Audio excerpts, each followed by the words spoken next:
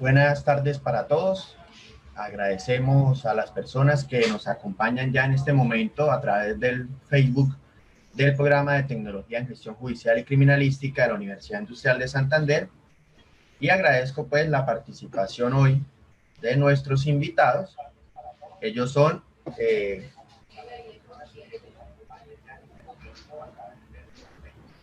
William Blanco, egresado de nuestro programa, y el doctor Freddy Díaz, perito y abogado experto en estos temas que vamos a conversar el día de hoy, el cual versa en torno a un tema bastante interesante, el cual es la reconstrucción pericial de los siniestros de tránsito. Entonces, vamos a continuar con el desarrollo de la agenda. Al final de la presentación del doctor Freddy, vamos a realizar las preguntas que tenemos diseñadas para el conversatorio. De igual manera, las personas que nos acompañan a través de Facebook pueden ir dejando sus preguntas, si alguien las tiene, y en el momento oportuno las realizaremos. Entonces, en este momento damos paso a la intervención del doctor Freddy para que nos haga su presentación en cuanto a lo que tiene que ver con la reconstrucción pericial de los siniestros viales. Doctor Freddy, pues le doy nuevamente la bienvenida y pues tiene usted el uso de la palabra en este momento. Bueno, buenas tardes a todos. Buenas tardes, doctor Carlos, William, muy amables por la invitación en este conversatorio, precisamente para tratar un tema que es bastante interesante. Yo llevo 15 años trabajando con el tema de la investigación de los accidentes de tránsito. Empecé primero con un laboratorio de criminalística cuando trabajaba en la policía, donde coordinaba lo que eran las diligencias o los actos urgentes. También estuve en unidades de levantamientos, en lo que corresponde solamente a la actividad de campo, los que elaboran el croquis, el álbum fotográfico, informes ejecutivos y todos los actos urgentes que se llevan a la fiscalía. Ya después, como les cuento, pasé pues al laboratorio, que ya es una situación pues más compleja, más exigente por la cuestión del análisis de la información. Ya después de 9 años me retiro de la institución y me dedico a la parte privada en lo que tiene que ver con el derecho, y también continúo, pero ya como una actividad comercial, con la investigación y reconstrucción de siniestros. También hice lo que fue la tecnología en investigación judicial, también he hecho investigaciones de otra clase, no propiamente solo tránsito, pero solamente a nivel de campo. En la parte pericial sí ya ingreso a lo que es la investigación en siniestros y reconstrucción, que es precisamente el tema principal de la charla de hoy. Entonces, no sé si iniciamos de pronto con la exposición, las diapositivas que tenía para mostrar también. Y por acá, permítame, voy a compartir. Bueno, estamos viendo la diapositiva, ¿me confirma, doctor Carlos? Sí, señor, ahí ya está lista. Listo, permítame, instalo la tablita digitalizadora y empezamos. Bueno, como les decía, el tema de los accidentes de tránsito son bastante complejos y es una situación muy particular que a diario se ve. En todo Colombia estamos en una situación bastante delicada, dado que a pesar de que estamos en una pandemia donde hay una reducción del parque automotor, los accidentes no han desaparecido, se siguen presentando y todavía tenemos casos de víctimas fatales en circunstancias pues muy particulares. Tuvimos hace poco la de los 37, 40 personas que fallecieron quemadas en una situación también de un siniestro vial, un vehículo que con combustible que se volcó y produjo pues la explosión del mismo y produjo la muerte de esas personas y varios heridos. Entonces, lo que sucede normalmente con la investigación de los accidentes, y voy a enfocarme en 3 públicos en particular. Por un lado, los abogados, que son los que manejan todo lo que tiene que ver con responsabilidad civil y la parte de lesiones personales u homicidios culposos en la parte penal en accidentes de tránsito. También es importante tener en cuenta acá que los accidentes de tránsito también tienen otros escenarios, no solo en la parte penal. La parte civil también es algo que siempre tiene que tenerse también de la mano, de manera pues autónoma del proceso penal, pero también se reclama en este tipo de procesos las indemnizaciones a las víctimas, y hay otros procesos como el administrativo. Resulta que en los procesos administrativos, las personas que tienen un derecho a reclamar por las fallas que tiene el servicio, el Estado, es donde encontramos la alcantarilla sin tapa, el hueco o en algunos eventos fallas de infraestructura. Entonces ahí es donde yo me he apoyado con ingenieros civiles, especialistas en temas de carreteras y vías, y a través pues de ellos he aprendido bastantes cositas que normalmente ellos manejan. Hay algo también en particular y es el proceso disciplinario. Resulta que los servidores públicos, cuando se ven inmersos en siniestros de tránsito, también los investigan. Entonces, en esa situación vemos que el accidente de tránsito no solamente es del carácter penal, sino que se extiende a otros procesos. Entonces, esta era más o menos una demostración que tenía de las pruebas que se están haciendo en otros países. Aquí en Colombia no es muy común ver que cogen un carro de 90 o 110 millones de pesos y lo choquen en una rampa. ¿Qué sucede? En el caso, por ejemplo, en mi caso particular, tengo que apoyarme con entidades de otros países a nivel internacional para poder conseguir las fichas técnicas de los vehículos para los coeficientes de rigidez y que es precisamente esto que estoy mostrando, las deformaciones. Entonces, el punto va más allá de lo que aquí en Colombia se maneja y por eso, digamos que no tenemos aquí en Colombia el presupuesto suficiente para hacer este tipo de experimentos. Entonces, por eso, el tema de la investigación en otros países. Aquí hay algo en particular y es importante también, acá, donde el particular debe diferenciar también de que existe un investigador de campo y un investigador de laboratorio. Lo mismo sucede con algunos abogados que tienden a confundir y ponen a cualquier persona con cualquier título a hacer la investigación de un accidente de campo, de un accidente de tránsito, perdón. Entonces, ¿qué sucede con el tema de la investigación de campo? Es importante el manejo del lugar de los hechos. Para los particulares les traduzco. Significa que el trabajo que hace el agente de tránsito o policía de tránsito en el sitio del accidente sea bastante detallado y sobre todo que sea un trabajo profesional. Es una circunstancia que está afectando constantemente a todos los sujetos procesales. ¿Qué pasa si el trabajo de planimetría no se hace bien? Sencillamente, si la víctima tiene un derecho a reclamar, pues sencillamente por ese trabajo deficiente no va a tener lugar a exigir una indemnización, porque sobreviene una figura en particular que es la duda razonable, que traduzco pues para los particulares. Los abogados yo creo que suficiente que me van entendiendo más que bien. Lo mismo sucede con los estudiantes de criminalística. La duda razonable es cuando el investigador de campo no recoge los elementos suficientes, hablo desde el aspecto técnico, suficientes para que el investigador del laboratorio pueda llegar a, por medio del análisis de esos elementos, establecer las circunstancias de tiempo, modo y lugar y sobre todo el factor generador de la ocurrencia del siniestro. Entonces, vuelvo aquí al investigador de campo. Cuando hablamos de investigación de campo, entonces hablamos de elementos básicos pero esenciales. Entonces, las técnicas que utilizan de búsqueda para la recolección de esos elementos. En el caso, pues, de los particulares, vuelvo y explico para que tengan también esa idea, es cuando el agente de tránsito toma las fotografías, las diferentes técnicas de traslado en el lugar de los hechos, buscando precisamente esa información que se llevará al proceso judicial. Entonces, los instrumentos, que la cámara, que la cinta métrica, que los informes, la documentación, los CDs, bueno, toda la información los elementos y los elementos que necesitan para que el caso de este particular se pueda llevar al proceso judicial y que exista claridad, que se pueda determinar las circunstancias de quién pudo haber generado la ocurrencia del siniestro. Entonces, en el investigador de campo hay unos verbos rectores que es la recolección. Entre esa recolección encontramos la búsqueda de los elementos, el embalaje, que es precisamente cómo se va a conservar ese elemento. Entonces, en el caso del lugar de los hechos, no podemos llegar a llevarnos ese escenario, un carro, y llegar y ponerlo en un juicio o en un proceso civil y decir, aquí está el carro que causó el accidente. No.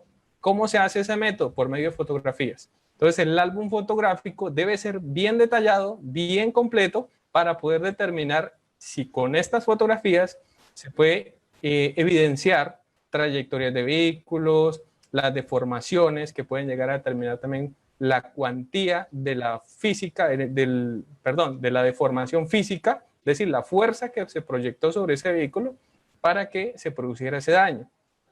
También encontramos lo que es el traslado de esos elementos, o sea, cómo los vamos a llevar desde el lugar de los hechos, entonces a las fotografías en un CD, material impreso, el álbum fotográfico, y finalmente pues para almacenarlos en la fiscalía, en su almacén de evidencias, bajo custodia o cadena de custodia, ¿sí? Importante aquí ya es algo que siempre hay que resaltarlo sobre el tema de las entrevistas. Resulta que en el caso que vamos a ver, porque va a ser más concreto, no va a tratar tanto teoría porque pues la teoría está en los códigos, ¿sí? Ahí está el artículo 209 de la ley 906. Los estudiantes de criminalística y los abogados pues de derecho ya saben suficiente y es solamente algo puntual para los particulares lo que estoy tocando. Entonces las entrevistas, hay algo en particular que como es una prueba subjetiva derivada de un testimonio, hay algo que el perito tiene que evaluar y valorar hasta qué punto esa entrevista o ese testigo me está generando a mí circunstancias reales de lo que él pudo percibir por medio de sus sentidos y que no está manipulado por alguna de las partes. Eso es importante. Entonces, y a la vez, pues si en el caso del investigador de campo recoge un elemento, como puede ser un video de una cámara de seguridad, la entrevista del propietario de ese establecimiento donde él le hace entrega precisamente de un elemento que es un video de tantas megas en formato MP4, en un CD, todos los detalles o los pormenores de la entrega de ese elemento para que pueda ser llevado bajo custodia al almacén de evidencia de la fiscalía, ¿sí?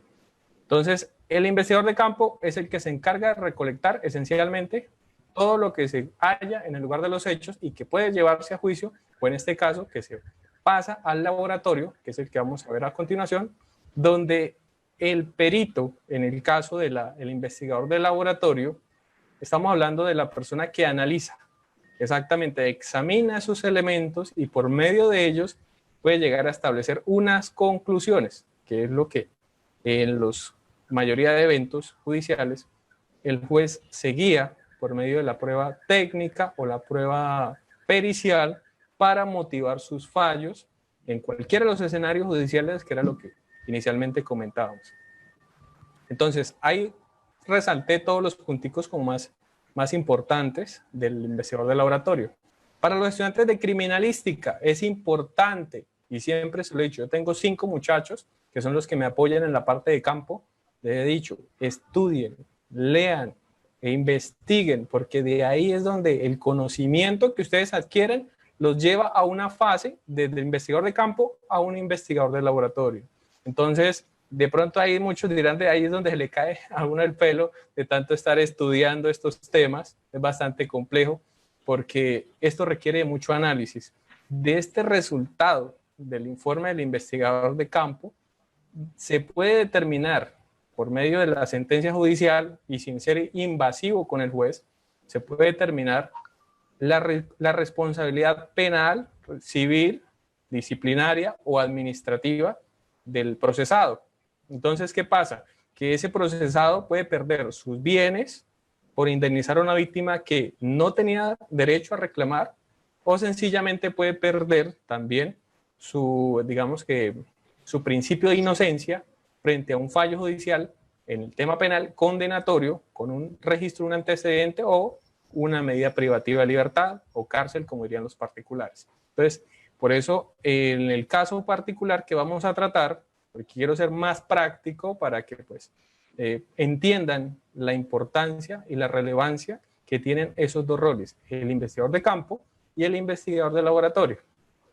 Entonces, aquí lo que habla precisamente son los procedimientos, el análisis de esa información. ¿Sí? Voy a ser concreto para poder empezar con el caso. Bueno, aquí ustedes están viendo, bueno, ¿me están escuchando hasta el momento? ¿Vamos bien? De pronto, doctor Carlos. Sí, ¿no? Sí, doctor, excelente. Sí, que no vaya sí, señor. Que yo exponiendo aquí solo. Listo, entonces. Y lo que si pasa una vez le echo el timbrazo. Listo, listo. Vamos a ver si va a cambiar el color. Y también. Voy a cambiar aquí el color para que sea más visible. Listo. Entonces, los hechos. Voy a explicar un caso porque quiero ser, como les dije, bastante práctico en el tema. Entonces, esto que ustedes están viendo es un tramo curvo en la vía entre Lebrija-Santander y la Lizama de Santander. Entonces, en el caso, estamos hablando de un tramo curvo donde este vehículo tipo taxi, que le estoy subrayando amarillo, transitaba en este sentido. Y esta camioneta de Platón transitaba en este sentido, es decir, sentido Barranca-Lebrija y el taxi Lebrija-Barranca, para ser más preciso.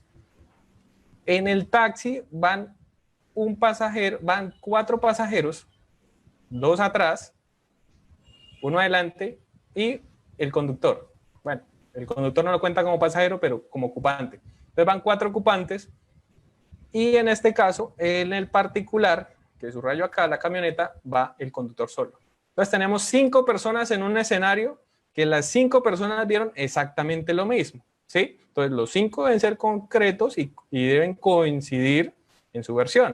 Sin embargo, encontramos que un pasajero dice: observo cuando la camioneta nos invade carril y nos choca. Dice un pasajero.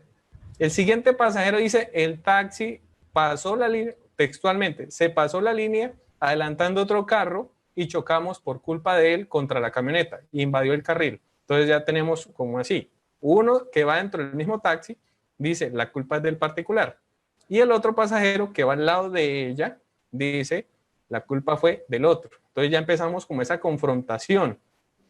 Nos vamos por el siguiente pasajero y dice: el vehículo tipo camioneta nos invadió carril. El conductor del taxi obviamente también va a coincidir en que fue la camioneta la que le invadió carril. Entonces ahí decimos nosotros: bueno, el de la camioneta se va a defender por cuenta de él, pero no podemos entonces decir: bueno, como tenemos 3 que dicen que fue la camioneta la que invadió, entonces por 3 menos 1, entonces ganó el de 3 y ya, la culpa fue del particular porque 3 contra 1 o 3 contra 2 más exactamente. El tema de la prueba testimonial tiene que someterse a esa valoración. Si realmente 4 personas que van en un mismo vehículo no están de acuerdo, ya sabemos que hay parcialización. Entonces, esa prueba testimonial ya se contamina. Y en la prueba pericial, en esas circunstancias, la base de la opinión pericial debe ser muy objetiva. ¿Qué significa eso? Que debe desprenderse del análisis de los elementos, más no de los testimonios. Los testimonios pueden entrar a ratificar lo que dice el perito, pero en este caso, en particular, cuando hay inconsistencias o choques entre estas versiones, es preferible excluir la prueba testimonial para llegar entonces a un punto concreto frente a elementos objetivos. Entonces ahí es donde empieza precisamente el desgaste del análisis y la interpretación de los resultados en los informes periciales. Y aquí viene otro detalle. Resulta que el único problema no eran los testigos. Como ustedes vieron, estamos hablando de un tramo curvo. En los tramos curvos no dice la norma, resolución 11268 del 2012. Dice que no es conveniente usar el método de fijación por coordenadas cartesianas o lo que comúnmente nosotros conocíamos que era X y Y, que lo tengo por acá. Entonces, ¿qué pasa? Aquí tenemos Y y aquí tenemos X y este es un punto cero. Este tipo de fijación se utiliza es para los lugares el lugar de los hechos o vías de tramos rectos, intersecciones, tramos de vía, pero rectos, precisamente por esa condición. Entonces, ¿qué pasa? Que cuando vemos que el tramo es curvo y que el método de fijación no es el más idóneo o el más acertado, porque principalmente en este método estamos hablando de ángulos de 90 grados. Entonces, ¿qué sucede acá? Como pueden ver, resalté precisamente en rojo cómo serían esos ángulos o esas mediciones a 90 grados, que no coinciden en nada con esto. Ninguna. Si van a fijar los vértices del vehículo tipo taxi, en una curva, no pueden utilizar este método. El método que se recomienda es triangulación. No voy a entrar a profundizar eso porque pues, en este caso voy a tratar de hacerlo más concreto. Entonces ya sabemos que el croquis también tiene un error o hay unas fallas, pero hay más todavía. Resulta que en este caso, a ver si el punto de impacto, la norma también dice, la misma resolución, de que debe identificarse por lo menos en 1 metro cuadrado. Aquí, en este caso, lo ubicamos acá. Ahí está el punto de impacto, pero tanto identificarse es también fijarlo. Debe estar fijado a los puntos de referencia, en este caso, que está acá, una alcantarilla. En este caso, la alcantarilla es la que vamos a ver en este punto. Ese es el punto de referencia. ¿Qué pasa? Que tampoco está fijado. Entonces, ¿qué sucede con ese punto de impacto? Yo lo puedo desplazar del carril del taxi al carril de la camioneta. Y así lo llevo de derecha a izquierda, izquierda a derecha, y sencillamente porque no hay una medida. Entonces, ¿qué pasa cuando sucede esto? Si está fijado, en el momento que yo llegue a fijar ese punto de impacto acá, si lo fijo en Y, que me puede ser aquí 5 metros, y si lo fijo en X, acá, que son 6 metros, por ejemplo, si yo lo quiero mover, automáticamente esta medida aumenta.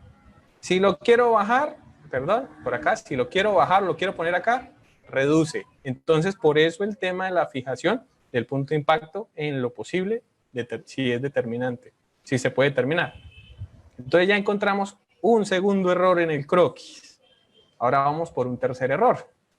La huella de arrastre metálico que ustedes logran ver por acá, estamos por acá, esta, está fijada acá. Dice que tiene 8 metros con 5 centímetros. Listo, no hay problema, ya tenemos la medida. Pero volvemos al punto de X y Y. Yo la tengo acá.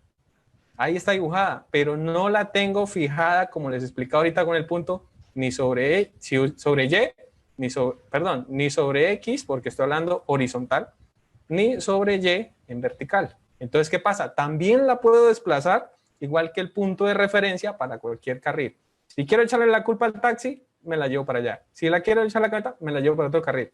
Ese es el problema de cuando el trabajo de campo es deficiente. Entonces, por eso el croquis no es la prueba reina hoy en día. Es un elemento esencial, el tema de planimetría, siempre y cuando esté bien hecho. Bueno, eso frente al croquis. Sigamos porque aquí todavía hay que seguir evaluando esta situación. En la hipótesis dice, la culpa fue del taxi. En cierta forma, ¿qué hicieron o qué hizo, digamos que el autor del croquis? Sencillamente llegó y puso acá invasión de carril, señaló ahí, puso la 127, si no estoy mal. Creo que me puso fue en contravía. Y aparte de eso, llegó y puso por aquí vehículo 1. Sí, vehículo 1, el taxi. El mismo manual de diligenciamiento, la resolución 1168, no dice haga esto. ¿Qué dice el manual? Formule una hipótesis. Para un conductor, cualquiera. Para un vehículo, cualquiera. La vía o un peatón o un pasajero. Ahí no dice identifique a quién. ¿Por qué? Porque es que la misma norma establece o, en este caso, conceptúa de que la hipótesis es solo para un factor estadístico. Entonces, es por eso que ustedes o los agentes de tránsito que están viendo, porque les compartí también el link a algunos de ellos, ustedes no pueden llegar aquí a colocarle B1 o B2 porque no son ustedes los encargados de formular, en cierta forma, el juicio de valor contra alguna de las partes. Aquí la norma solo dice estadísticamente formule una hipótesis, no más. Y aquí el mismo croquis, el mismo manual, le resalté en amarillo, no implica responsabilidad. Es eso, porque el factor, en este caso, es solo estadístico. Ahora, si en el caso, si yo fuera el que hago el croquis, yo sí le podría poner eso. ¿Por qué? Porque bajo la circunstancia de idoneidad o pericia. Y adicionalmente, pues en el informe ejecutivo haré mi observación del por qué digo vehículo 1 es el responsable o vehículo 2. Y a la hora que me llamen al juicio, porque recuerden que existe el principio de contradicción, entonces si usted le pone la responsabilidad a B1 o a B2, el abogado de B1 o la aseguradora B1, lo primero que decir es cuál fue la base objetiva para usted establecer esa hipótesis. Es decir, ¿cómo llegó usted a establecer esa hipótesis desde los elementos probatorios? O en civil, desde la prueba que usted haya recolectado. Entonces, si la persona está en la capacidad de decir, bueno, yo analicé la información, identifiqué estos elementos, de acuerdo a esto, puedo llegar a establecer que las circunstancias o el hecho generador recae sobre uno o B2, pues listo, bien. Pero van a llegar a la audiencia, muchos, y he visto esos casos, dicen, no, es que yo solamente lo formulé, fue como por una estadística o porque sencillamente la norma así me lo exige. ¿Me van escuchando hasta el momento? Sí, sí, señor, sí. Bueno, entonces, hay otra que hoy en día es muy común, es la 157 y le ponen otra o por establecer. ¿Qué significa eso? Yo no sé. En cierta forma, eso es lo que está diciendo la gente de tránsito que hace ese croquis. Lo que está diciendo es, yo no sé. Por establecer. Y en ese caso, sencillamente envían eso a la investigación del laboratorio. ¿Sí? Entonces es por eso que no se crean del 100% lo que dice el croquis. Siempre hay que someterlo a valoración. Y sobre todo, pues, en esas circunstancias, si el dibujo presenta errores.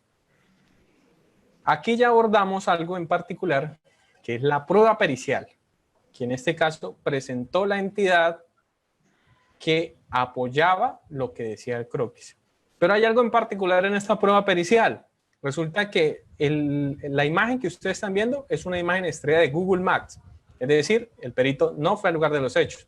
No está obligado, ¿sí? No está obligado a ir al lugar de los hechos. Porque si todos los elementos que él tiene en su oficina o su laboratorio le permiten llegar a una conclusión clara, a tener a la vez pues congruencia entre todo el análisis que él hace, pues no necesita desplazarse hasta allá.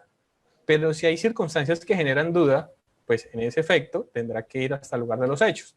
Entonces, había algo en particular en este informe.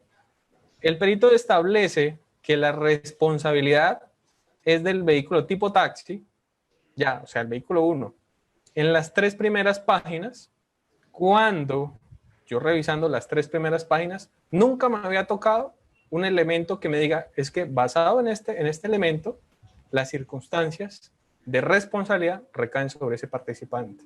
Entonces dije, bueno, ¿cómo llegó él de una vez en la 3ª página a establecer a manifestar una responsabilidad si todavía no me he dicho de dónde la derivó? O sea, todo informe de la opinión pericial debe tener como esa consistencia y a la vez pues esa estructura desde la base hasta poder llegar a concluir o determinar qué fue lo que ocurrió. Aquí no, aquí ya él dijo la culpa fue el taxi, pero bueno, no sé de dónde la sacó, entonces sencillamente lo dejé así. Seguí revisando a ver. Y aquí encontré algo en particular también, y era que pues en la hoja 4, es decir, una hoja después, me hablaba de la hipótesis 127. Cambiamos aquí. La hipótesis 127, que es la de transitar en contravía, ni siquiera es la invasión de carril. Entonces yo dije, bueno, pues me dijo antes de cuál era la responsabilidad de un participante y después me muestra de dónde se deriva. Entonces, esa inconsistencia, incongruencia de que primero sé por qué, cómo sucedieron las cosas, después digo de dónde las saqué. Entonces, eso hay que valorarlo también a la hora de revisar estos informes. Entonces, me entregan esta foto a blanco y negro con un recuadro que desde la de interpretación y lo que mencionaba en los detalles, ese era el punto de impacto, pero nunca me dijeron cómo lo establecieron ahí. Sin embargo, por aquí tengo una foto más clara, porque fui bastante persistente con la abogada defensora en este caso, de recolectar el material en lo posible. Sin embargo, no me entregaron las fotografías digitales. Esto es una foto de un documento, una imagen impresa. Ni siquiera me dieron la imagen original. Entonces, ¿qué decía o qué argumentaba el perito autor de este informe? Decía que el punto de impacto había sido acá. Pero había algo en particular que él decía, que el punto de impacto era ahí porque ahí se encontraban todos los vestigios, porque ahí se encontraba partes mecánicas del vehículo, aparte de eso porque había tierra desprendida del motor, tierra desprendida de los vehículos. Entonces, a mí me generó la curiosidad de qué parte o qué componente del motor tiene tierra. Porque si es un taxi y el otro vehículo va cargado con mandarinas, porque no lleva tierra ni lleva arena, ¿de dónde salió esa tierra? Entonces, en esas circunstancias, había algo que el perito no se había percatado, y es que aquí al fondo hay un carro de bomberos. ¿Qué es lo que hacen los organismos de socorro cuando llegan al lugar de los hechos? Aparte de evacuar los heridos y demás, cuando hay derrame de líquidos como freno, aceite, refrigerante, ellos arrojan rusque para absorber el material y que no se caiga ningún motociclista o que se llegue a generar otro accidente. Entonces lo que estamos viendo aquí es una clara y evidente contaminación del lugar de los hechos. Lo que estaba derramado en el piso no era tierra, era rusque, producto precisamente de la intervención de ese organismo de socorro. Entonces ya había una manipulación del lugar de los hechos. Yo no podría decir, no, es que la tierra fue la que desprendió el motor, porque la tierra no es ningún componente mecánico ni un poco material de las piezas mecánicas. Y como dije, ninguno transportaba tierra. Entonces, de ahí se desprende que el croquis no era suficiente para poder determinar la responsabilidad de ese participante. Tenía serios errores en la fijación y en el método que utilizó.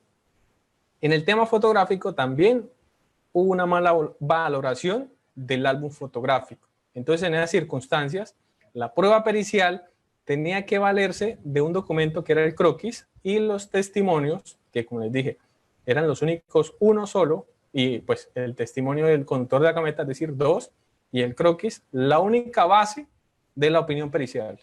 Y como dije, el croquis descartado, errores. La prueba testimonial descartada porque si los 4 van en el mismo vehículo y los 4 no se ponen de acuerdo o no saben, o como les dije, tienden a generar choque entre ellos, esa prueba testimonial ya está contaminada. Ah, y me olvidé decirlo, un testigo dijo, yo vi cuando la camioneta se vino encima de nosotros, y luego dijo, no, yo no vi nada, yo estaba dormida. Entonces, descartado también. Y uno de los testigos después no apareció al juicio. Entonces, tocó excluir ese testigo porque no se presentó. Entonces, por eso, la base de la opinión pericial no debe ser siempre elementos subjetivos. Aquí hay algo también en particular en este caso sobre las conclusiones a las que llega el perito en esta reconstrucción. El autor que dice este informe está haciendo una interpretación como si él hubiese estado en el lugar de los hechos. Él dice que el vehículo tipo taxi se apareció de manera ipso facto. Usa unos términos que son precisamente los que resalto y que dice que el conductor de la camioneta no está obligado a lo imposible. O sea, él ya estaba interpretando de que el conductor de la camioneta fue sorprendido de manera intempestiva o ipso facto en la curva. Lo otro que también argumentaba desde un comienzo en esa audiencia es que esta curva no tiene punto ciego. O sea, él decía, es que en el punto ciego, en la curva, esta curva tiene 185 metros entre los puntos tangenciales, de extremo a extremo, donde empieza la curva. Entonces, el sitio donde se presenta el accidente es acá. En ese punto no hay un punto ciego para decir, incluso la vía no tiene, digamos, que un impedimento por vegetación. Me perdí aquí. No tiene vegetación para decir, no, es que la espesa vegetación, el barranco, el talud, bueno, no le impedía ver. No, porque el punto de impacto es donde le resalta.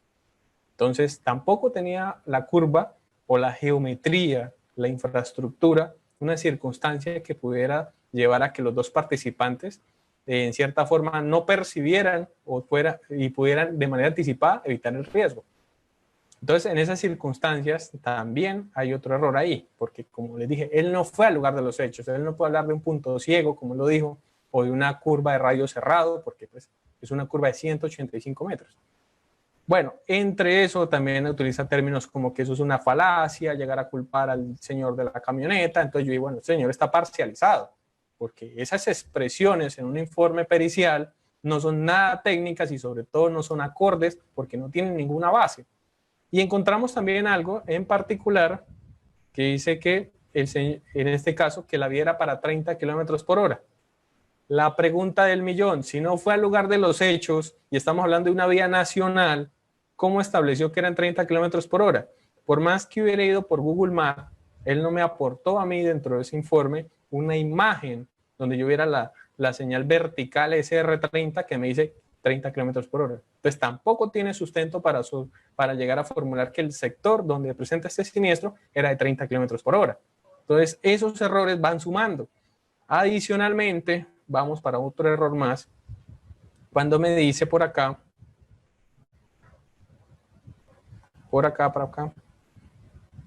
que el vehículo tipo taxi, debido a sus daños, dice que transitaba, que al final dice, a una velocidad superior de 30 kilómetros por hora. De acuerdo a los daños, o sea, él llegó y cogió esta foto y dijo, bueno, como el taxi fue el más deformado, el más dañado, ese era el que iba más rápido.